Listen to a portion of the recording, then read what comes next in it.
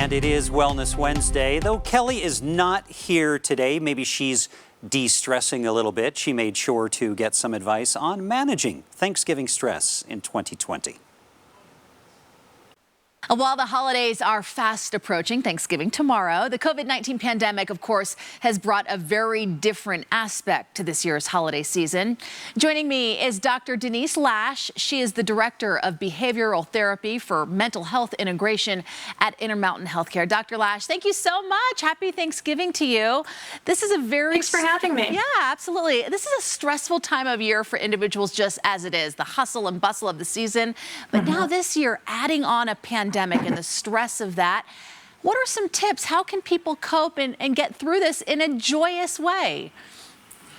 Well, that's a great question. Yeah, in any year, the holidays bring on extra stress. And in 2020, we're entering this holiday season already with a lot of stress. And, most years I'd say it's probably stress we bring upon ourselves with our expectations of a, Pinterest-worthy dinner. But of course, this year it's really different. So I think for this year, one thing to keep in mind would be,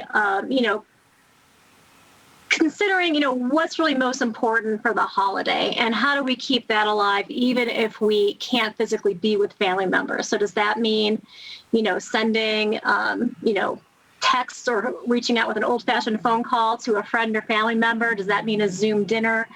Being really creative about, how we can stay connected, even if it can't be face-to-face like we're used to. Thank goodness for technology that we have that to still connect with those people that we love and can't necessarily be with this year, whether they're close or if they're far.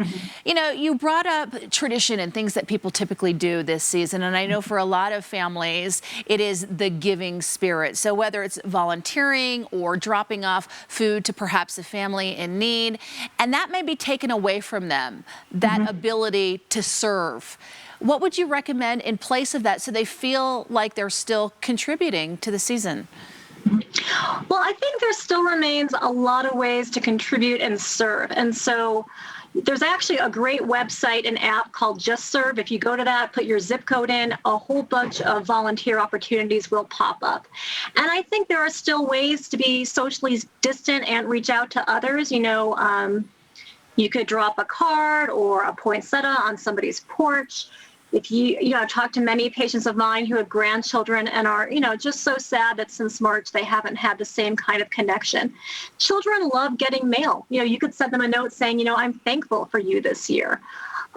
You can, write a card to a friend and send something off. So I think, in some ways I think of 2020 being very much going back to basics. And so perhaps this year we maybe use some more old-fashioned ways of reaching out, things that are still meaningful. And this is a great topic, how to give and how to connect with others, because there's lots of good research on how connecting to others and giving, whether it's in person or virtually, how that can reduce symptoms of depression and anxiety for individuals. I love those ideas. Expressing gratitude can be very therapeutic, can it?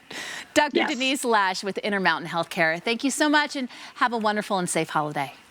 Thank you. Same to you. Thank you.